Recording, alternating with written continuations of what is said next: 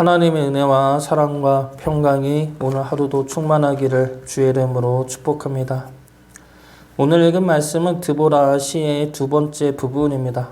이 부분에서는 전쟁에 참여한 지파와 그렇지 않은 지파의 모습이 나옵니다. 여기에는 유다와 시몬 지파는 나오지가 않죠. 그 이유는 유다와 시몬 지파는 남쪽에 위치한 지파이기 때문에 부르지 않았다는 주장이 하나이고, 또 다른 추측은 이때 이미 남쪽과 북쪽이 분열되었다고 보는 주장이 있습니다. 그래서 유다와 시몬을 지파 연합에서 아예 배제한 것이다 라고 보는 것이죠.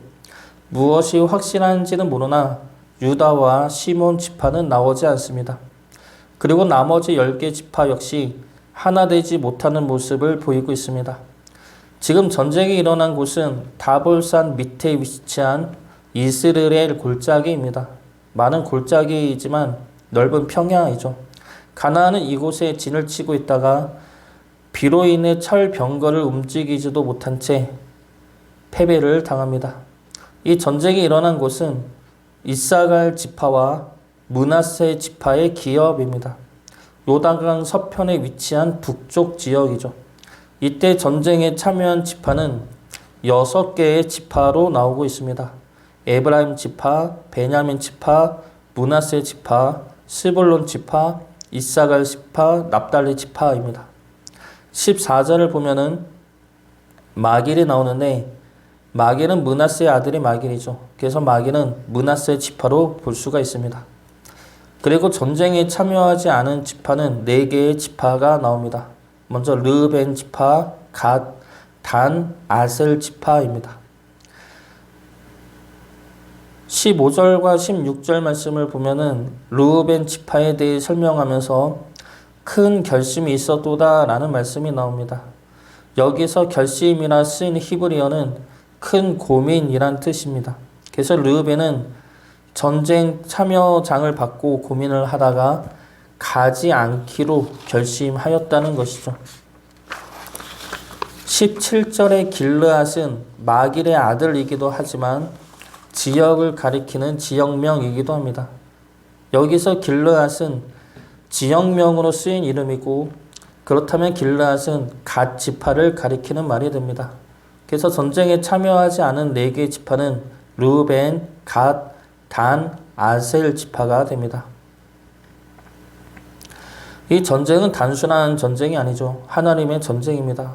그리고 이 전쟁은 하나님의 큰 일을 알게 하는 전쟁입니다. 그러므로 이스라엘은 이 전쟁에 참여를 해야 했습니다. 참여함으로 하나님의 크신 일을 경험하며 하나님의 백성으로 다시 서는 결단을 해야 했습니다. 그러나 이들은 참여하지 않았죠. 하나님의 말씀에도 불구하고 순종하지 않았고, 그로 인해 하나님의 크신 일을 보지도 못했습니다. 이들이 참여하지 않는 이유가 무엇입니까? 첫 번째 이유는 두려움 때문입니다. 전쟁에 참여하여 죽을까 두려웠기 때문이죠.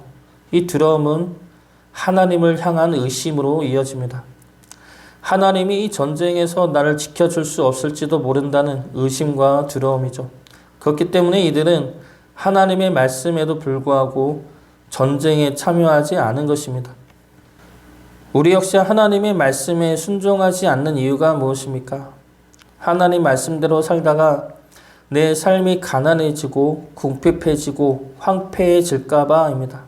하나님이 나를 지켜주지 않을 것 같은 두려움과 의심 때문이죠. 우리 아이들이 어렸을 때 약간 높은 곳에 세워놓고 뛰어내리라는 놀이를 한 적이 있습니다. 뛰어내려봐, 점프해봐, 아빠가 안아줄게, 이런 놀이를 했었는데, 큰 애는 뛰어내리기까지 오래 걸렸습니다. 겁을 먹고 의심하고 주저했죠. 그래서 처음에는 뛰어내리지 않았습니다. 그러다가 몇 번 뛰어내려도 아빠가 안아주는 것을 보고 나서야 뛰어내렸습니다.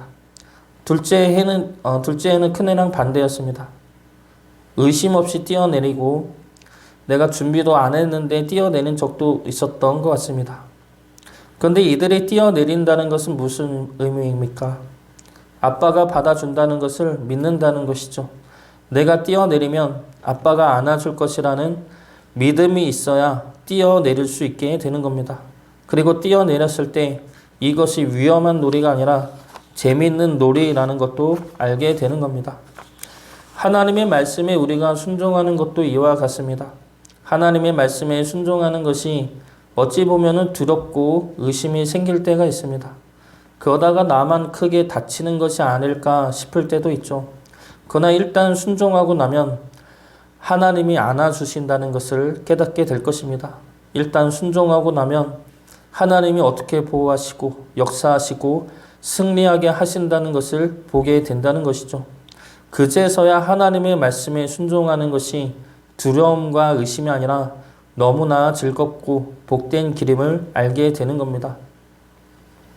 하나님의 말씀에 순종하시기 바랍니다. 그러므로 하나님과 함께 복된 길을 걸어갈 수 있기를 주의 이름으로 축복합니다. 전쟁에 참여하라는 하나님의 말씀에 이들 지파가 참여하지 않은 이유 두 번째는 바쁘기 때문입니다. 하나님의 일보다는 내가 해야 할 일이 많고 중요하기 때문이죠. 16절 말씀 보겠습니다.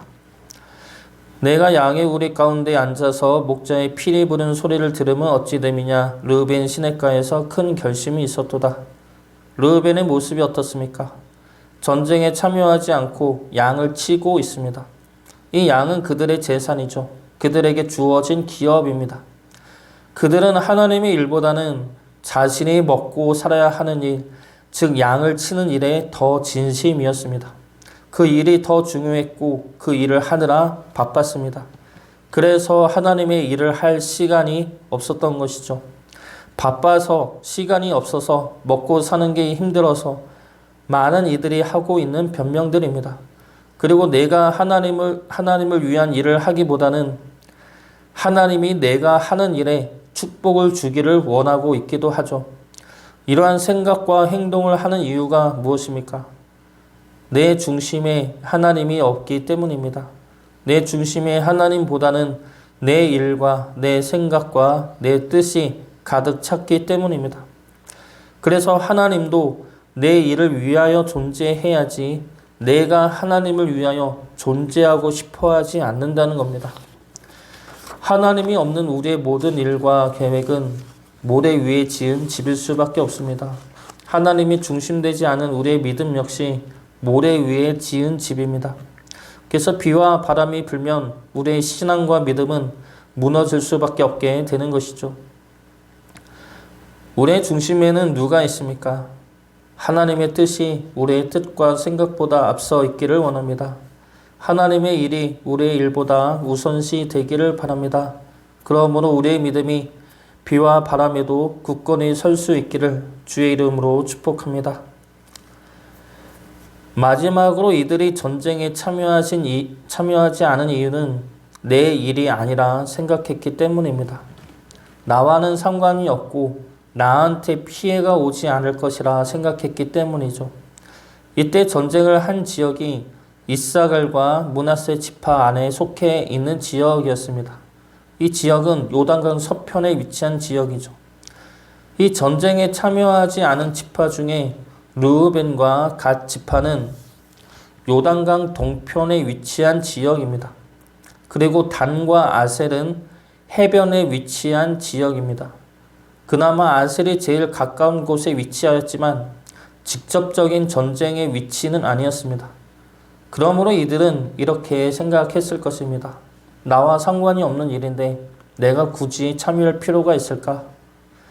그런데 나와 상관없다는 생각이 발전하면 지독한 이기주의가 되고 사람을 향한 배려와 존중이 결여된 괴물이 되는 것입니다. 이 시의 마지막 부분을 보면은 시스라의 어머니가 하는 말이 있습니다. 시스라는 야엘에 의해 죽임을 당한 군대 장관이죠. 시스라의 어머니는 자신의 아들이 죽은 줄도 모른 채 기다리면서 이러한 말을 합니다. 사사기 5장 30절 말씀입니다. 그들이 어찌 노량분을 얻지 못하였으랴. 그것을 나누지 못하였으랴. 사람마다 한두 처녀를 얻었으리로다. 시스라는 채색 옷을 노락하였으니 그것은 수놓은 채색 옷이리로다. 곧 양쪽에 수놓은 채색 옷이리니 노락한 자의 목에 꾸미리로다 하였으리라. 이 어머니의 말이 어떠한 말입니까? 우리 아들이 크고 강한데 어찌 이기지 못하였겠느냐. 이겨서 노량물도 얻었을 것이고 처녀도 한두 명을 얻었을 것이다 말합니다. 이 말은 자부심과 자랑스러움의 말이며 우리 아들이 이만큼 뛰어난 아들이다 라는 말이죠. 그런데 이것이 당연히 자랑스럽게 여길 일입니까? 전쟁에서 사람을 죽이고 그들의 재산을 탈취하고 처녀들을 성놀이개로 삼아가는 이 모습들을 어떻게 자랑스러워 할 수 있냐는 겁니다. 이것이 나와 상관없는 일이라는 생각이 낳은 악하고 죄된 모습인 것이죠. 나만 잘 되면 되고 내 아들만 잘 되면 되고 내 가정만 잘 되면 남들의 재산을 잃든 남들의 생명이 어떠하든 남들의 상처가 어떠하든 상관없다는 겁니다. 하나님은 이스라엘을 하나님의 나라로 부르셨습니다. 이스라엘 각 지파는 지파이기 이전에 하나님의 나라이죠. 하나님의 능력과 은혜 안에서 하나님의 말씀을 따라 살아가야 하는 하나님의 백성들입니다. 그러므로 하나님 안에서 우리는 하나 되어 살아가야 할 것입니다. 하나님의 말씀에 따라 합력하여 선을 이루어야 할 것이죠. 나만 생각하는 것에서 벗어나 함께 살아감으로 하나님의 거룩한 나라를 세워 나가시기를 주의 이름으로 축복합니다.